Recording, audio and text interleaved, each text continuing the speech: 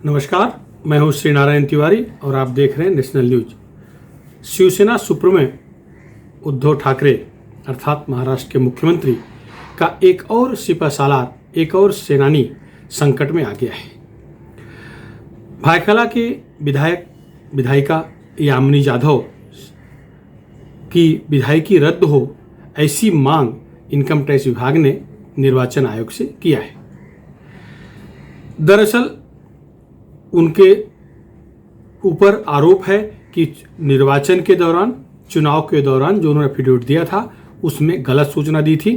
उन्होंने एफिडेविट में दिखाया था कि 1 करोड़ रुपए का लोन उन्होंने कलकत्ता की एक कंपनी से लिया है और इसके बाद चुनाव लड़ी, चुनाव जीत गई। इससे विधायक हैं और उनका जब निर्वाचन आयोग नियमानुसार इसकी जांच कराई तो मालूम पड़ा कि वो जो लोन देने वाली कंपनी है या लोन देने वाली एजेंसी है वो बोगस है, फ्रॉड है। वो कंपनी कलकत्ता की कंपनी है, प्रधान डीलर प्राइवेट लिमिटेड कंपनी नामक यह इसी कंपनी ने यामिनी जाधव को लोन दिया था। ऐसा श्रीमती यामिनी जाधव ने अपने एफिडेविट में लिखा था। हमेशा जांच होती है तो जांच शुरू होने के बाद इनकम टैक्स उसके जड़ तक पहुंचने की कोशिश करती है, चाहे जो भी जांच हो। इसमें जब वो इनकम टैक्स जड़ तक पहुंचने की कोशिश की, कंपनी के दफ्तर में कलकत्ता में गई, पता किया तो उस कंपनी के लेखा जोखा में ऐसा मिला ही नहीं कंपनी कोई व्यापार करती है, कंपनी कोई बिजनेस करती है। लेकिन कंपनी के यहाँ पैसे आते और जाते जरूर हैं। कंपनी कुछ प्रोडक्शन नहीं कर रही है, कंपनी कोई चीज़ बेच नहीं रही है, कुछ बना नहीं रही है, कोई खरीद नहीं रही है, फिर भी उसके फंड में, उसके खाते में पैसे आ रहे हैं और जा रहे हैं। तो इनकम टैक्स को इसमें हवाला का रैकेट दिखा। इनकम टैक्स और डीप तक गए, इनकम टैक्स डिपार्टमेंट और डीप तक गए तो मालूम पड़ा कि जो इसके डायरेक्टर हैं वो सबके सब बोगस हैं, सब फेक डायरेक्टर हैं। तो इसका जो कंपनी का जो निर्माण करने वाला व्यक्ति था वो था उदय शंकर महावर। उदय शंकर महावर की जांच हुई तो वो उगल दिया। उदय शंकर महावर वही है जिसकी जांच नेशनल हेराल्ड केस में भी हो चुकी है। यंग इंडियन जो कंपनी थी उस समय, नेशनल हेराल्ड केस में नेशनल हेराल्ड को पैसा देने वाली कंपनी, उस यंग इंडियन कंपनी को भी 1 करोड़ रुपया यही दिया था, उदय शंकर ही दिया था। जांच आगे बढ़ी तो उदय शंकर से बात स्पष्ट हो गई कि ये सारा मामला फ्रॉड का है, हवाला रैकेट का है। फिर इनकम टैक्स डिपार्टमेंट को श्रीमती यामिनी जाधव संतुष्ट नहीं कर पाई कि वो पैसा कहाँ से आया। इसके बाद निर्वाचन आयोग को इनकम टैक्स विभाग ने लिखा है कि इनकी विधायिकी रद्द कर दी जाए क्योंकि इन्होंने गलत सूचना दी है। आगे क्या होगा, कोर्ट कचहरी मामला पहुंचेगा, सेशन कोर्ट है, हाई कोर्ट है, सुप्रीम कोर्ट है, लंबी लड़ाई चलेगी। लेकिन जो मुद्दा है वो ये है कि उद्धव जी ठाकरे के अत्यंत करीबी यह परिवार माना जाता है। यामिनी जाधव के पति यशवंत जाधव भायखला के नगर सेवक रह चुके हैं, लंबे समय तक नगर सेवक रहे हैं और बॉम्बे कॉरपोरेशन की जो स्टैंडिंग कमेटी है उसके चेयरमैन रहे हैं लंबे समय तक। तो कॉरपोरेशन की स्टैंडिंग कमेटी का चेयरमैन मतलब वित्त मंत्री समझा जाता है। सारे पैसे का लेन देन, कॉरपोरेशन के सारे पैसे का हिसाब किताब, देना लेना सब स्टैंडिंग कमेटी ही करती है और उसका चेयरमैन होने के नाते सर्वाधिकार चेयरमैन के ही पास होता है। और ये यशवंत जाधव उनमें से हैं जो मातोश्री के अंदर बाहर आना जाना रहता है। अत्यंत करीबी, अत्यंत विश्वास पात्र नेता शिवसेना के हैं। उद्धव ठाकरे जी को इन पर बहुत विश्वास है। अब इस समय सबसे अधिक चर्चा हो रही है वो ये हो रही है कि शिवसेना के ही विधायक ज़्यादातर क्यों फंस रहे हैं, फंसाए जा रहे हैं, शिवसेना के ही नेता क्यों फंस रहे हैं अथवा फंसाए जा रहे हैं, शिवसेना के ही मंत्रियों को एक तरह से परेशान किया जा रहा है, यह चर्चा शुरू है। वैसे शिवसेना के प्रवक्ता संजय राउत कह चुके हैं कि केंद्रीय एजेंसियां उनके लोगों को परेशान कर रही हैं। आपकी जानकारी के लिए संजय राउत की धर्मपत्नी के खिलाफ भी ईडी और इनकम टैक्स की जांच हो चुकी है, जांच जारी भी है। अभी राष्ट्रवादी कांग्रेस के मंत्री फंसे नहीं है, ऐसा नहीं है, वो भी फंसे हैं। अपने अनिल देशमुख तो एकदम बुरी तरह से फंस चुके हैं, कभी भी उनकी गिरफ्तारी हो सकती है। उनके खिलाफ भी इनकम टैक्स, उनके खिलाफ तो एनआईए भी है, वो अंबानी केस में एनआईए भी इन्वॉल्व है, ईडी भी है। क्या वो तो बुरी तरह से फंस चुके हैं राष्ट्रवादी के। लेकिन शिवसेना के मंत्री, शिवसेना के विधायक, शिवसेना के नेता कुछ ज़्यादा ही मुखर हैं, इसलिए ऐसा लगता है कि अधिक फंसे हुए हैं, ऐसा दिख रहा है।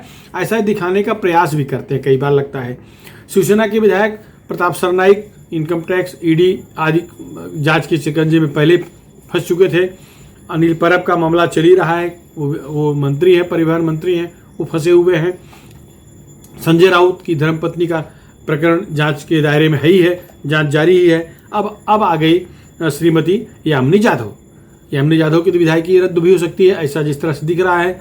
कोर्ट कचहरी का मामला कोर्ट कचहरी में पहुंचेगा, कितना दिन चले, कब फैसला होगा, बात की बात है। लेकिन एक जो संकट दिख रहा है वो ठाकरे परिवार के इर्द गिर्द ही घूमता क्यों दिख रहा है। बिहार का एक लड़का सुसाइड करता हीरो, उस प्रकरण में भी मातोश्री के आसपास तक जांच की सुई गई हो या न गई हो, लेकिन आशंकाओं की सुई पहुंच गई थी। चर्चाओं का बवाल बवंडर चालू हो गया था। ठाकरे परिवार के आसपास भी शंकाएं कुशंकाएं घूमने लगी थी। ये अलग बात है कि उसमें कुछ निकल के आया कि नहीं आया, यह बात अभी तक स्पष्ट नहीं हुई है। प्रधान डीलर्स प्राइवेट लिमिटेड बोगस है, और सबसे आश्चर्य की बात यह है कि इस तरह की बहुत सारी बोगस कंपनियां कलकत्ता में ही क्यों है, इसके पीछे भी क्या राज है। जहां की मुख्यमंत्री ममता बनर्जी हैं, बंगाल की मुख्यमंत्री, तो उन्हीं के एरिया में, उन्हीं के शहर, उन्हीं के राजधानी में कलकत्ता में बहुत सारी बोगस कंपनियां क्यों हैं, ये जांच का विषय है। इनकम टैक्स को, ईडी को इसकी भी जांच करनी चाहिए। अनिल देशमुख केस में अनिल देशमुख को भी बड़ी राशि देने वाली कंपनियां या बोगस कंपनियां कह लीजिए, या हवाला रैकेट का मामला कह लीजिए, उसका भी मुख्यालय या उसका भी कार्यालय कलकत्ता में ही है। प्रधान डीलर्स प्राइवेट लिमिटेड, इसका भी कार्यालय कलकत्ता में ही है। उदय शंकर महावर जो इसमें मुख्य कंपनी निर्माता है, जो इसमें बड़ा षड्यंत्रकारी हवाला रैकेट चलाने वाला है, यह व्यक्ति इसके पहले नेशनल हेराल्ड कंपनी के चक्कर में उस समय इनकम टैक्स जांच जब कर रही थी तो भी पकड़ में आया था, इसकी जांच हुई थी, क्योंकि इसी ने यंग इंडियन कंपनी को 1 करोड़ रुपया लोन दिया था। समझ में नहीं आ रहा कि कितना बड़ा आदमी है, कहाँ कहाँ लोन देता फिर रहा है, करोड़ से नीचे लोन देता ही नहीं। तो क्या वाकई, और जब कंपनी कोई काम ही नहीं कर रही है, जब उसका कुछ काम ही नहीं, प्रोडक्शन ही नहीं है, तो कहाँ से पैसे आते हैं देने के लिए, ये अपने आप में शोध का विषय है, जांच का विषय है। राजनेताओं को क्या, राजनेता अपने पैसे छुपाने के लिए ऐसी कंपनियां खोलवाते हैं या बोगस डायरेक्टर रखते हैं, ये भी चर्चा का विषय बना हुआ है। कई बार तो लगता है कि नेता लोग ही सो कॉल्ड कंपनियां बनाते हैं, अपने पैसे का ब्लैक एंड व्हाइट करते रहते हैं, और ऐसा आरोप भी लगता रहा है नेताओं पर। आज के ये इस केस में क्या है पता नहीं, अभी जांच होगी तो मालूम पड़ेगा। लेकिन जिस तरह से उदय शंकर महावर इनकम टैक्स के रडार पर 2 बार आ चुका है, 2 बार फंस चुका है, नेशनल हेराल्ड केस में फंसा हुआ है, और यामिनी जाधव केस में भी फंसा हुआ है, इसमें भी मतलब उसी का हाथ दिख रहा है। तो कुल मिलाकर के यह है कि यह मुख्य व्यक्ति है, षड्यंत्रकारी मुख्य व्यक्ति है, पुलिस को भी इसे उठा लेना चाहिए। अब देखना यह है कि केंद्र की जांच चल रही है तो महाराष्ट्र की पुलिस भी जांच करना शुरू करेगी क्या, पता नहीं। हो सकता है, कई बार ऐसा होता है जब केंद्रीय जांच एजेंसियां जांच कर सकती हैं, करेंगी, ऐसी आशंका होती है, तो महाराष्ट्र पुलिस तुरंत कूद पड़ती है। खासतौर से मुकेश अंबानी वाले प्रकरण का उदाहरण लिया जा सकता है। उसमें बहुत बड़ा घोटाला, बहुत बड़ा रैकेट शुरू से दिख रहा था, जिलेटिन मिला था, देश का बहुत बड़ा उद्योगपति खतरे में था, संकट में था, फिर भी एटीएस जांच कर रही है, पुलिस कर रही है, एसबी कर रही है, और सीबीआई जांच शुरू हो गई, एनआईए जांच शुरू हो गई, तो भी ये करते रहे, तब तक जांच करते रहे जब तक कि हाई कोर्ट ने, कोर्ट ने आदेश नहीं दे दिया। तो ये जांच करते हैं कि जांच के करते करते प्रमाणों को दबाने, प्रमाणों को छुपाने का काम करते हैं, ये अलग बात है। लेकिन जब भी केंद्रीय जांच एजेंसियां किसी मामले में घुसती हैं अथवा घुसने वाली हैं, ऐसी आशंका हमारे स्कॉटलैंड पुलिस के बराबर की मुंबई पुलिस को लगता है, तो तुरंत ये जो है अपनी जांच शुरू कर देती हैं। पहले कुछ नहीं करती, पहले सब सामान्य दिखता है, लेकिन जब कोई बड़ी वारदात पकड़ में आती दिखेगी तो तुरंत कूद पड़ते हैं और फटाफट जांच शुरू कर देते हैं। अभी इसमें यामिनी जाधव केस में पता नहीं जांच शुरू की कि नहीं, अभी तक मुंबई पुलिस का कोई वर्जन नहीं आया है, लेकिन यह निश्चित है कि ये मामला अब बड़ा होगा, विवाद बढ़ेगा।